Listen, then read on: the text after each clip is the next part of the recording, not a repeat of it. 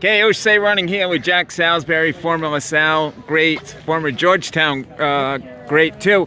Here at the Adrian Martinez Classic, 341, I think 37 or something like that for the 1500. Second place today. Jack, talk about the effort. A strong race for you. Yeah, today not super fast, but I was just focused on competing today. This is my outdoor season has been a little rocky, honestly just having trouble finding that motivation late in races when it gets really hard. So today I was just trying to relax early, trying not to get too hyped before the race, save my energy and just try to be as engaged as possible when the real race starts. And I feel like I did that well. I feel like I bided my time perfectly, ran the race in front of me. Schaefer, caught me at the end. Caught me 50 to go. I was like, man, because his momentum, I could tell was going to be tough to catch. But happy with how composed I was through the finish line and how engaged and hard I raced. So Jack, when's the last race you ran? Last weekend, I did a mile in Pittsburgh. You did a mile in Pittsburgh? Yeah. How'd you do there?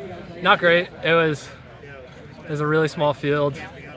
It happened to be that I ended up leading from the gun to 450 to go. Then AJ Ernst actually was there too.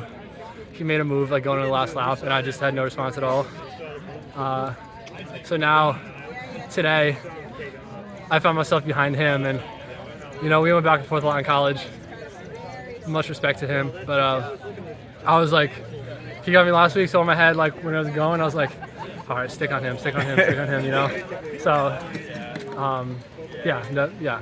that's how I was thinking mentally.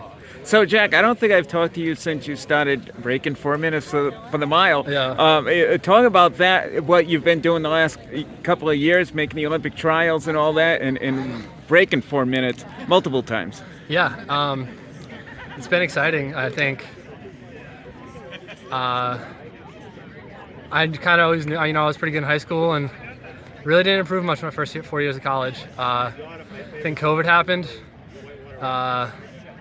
Me and the team went to Flagstaff for that fall semester in 2020. The year I made the trials for the first time, we were in Flagstaff for 2 months in the fall as a team. Got really close to the team, cleaned up my lifestyle a little bit, got that altitude boost. I really started believing that I could be good again and really reach that level. And then actualizing was obviously really exciting. And if I didn't reach that level, I probably wouldn't be justifying still doing it now unsponsored after college, but it kind of showed me that I still have more to give. Yeah, was there any particular race that lit the spark? That's a good question. Two probably I can think of. My senior year, my fifth year, when I ended up getting good, we did a time trial early in cross country, and I ran 7:54 for 3K, which at that point was a huge PR. Cross country was okay. I don't think I'm just suited for cross anyway. But then to open the outdoor season, I ran 149, then 340, in back-to-back races. Which for me at that point, I had been 344, 345 a couple times, and I just really struggled to get it down. But I made that big breakthrough, and then it kind of showed me what I was capable of for sure. And then carried that momentum into the postseason that year. Yeah, so Jack, I was going to say, the one thing that keeps popping up on my Facebook right around April is the Penn Relays in that race that you had against Drew. Talk about that race back then. I never got to ask you, but the strategy you used, was that the strategy you were thinking? Well, it's kind of, I still get crap for that race sometimes. But no, it's funny. That race, it kind of was if you remember in high school, at least I was pretty confident. I thought I had a pretty lethal kick. Yeah, you did. So I was absolutely. I was if he has to run, catch up to me, I'd rather feel him and know where he is and bury him rather than go all out, rig, and then him catch me 30 meters to go. Then it's way too late to have a response, So that was very much intentional. And I still think you got it. I keep looking at that video over and over again, and I think you got it. But Billy's, yeah. Well, what's the goals moving forward? Are you trying to get to the Olympic trials again, like you did a few years back? I still have. I think because of the way it progressed, like it took me a while to really catch up to where I think I should have been.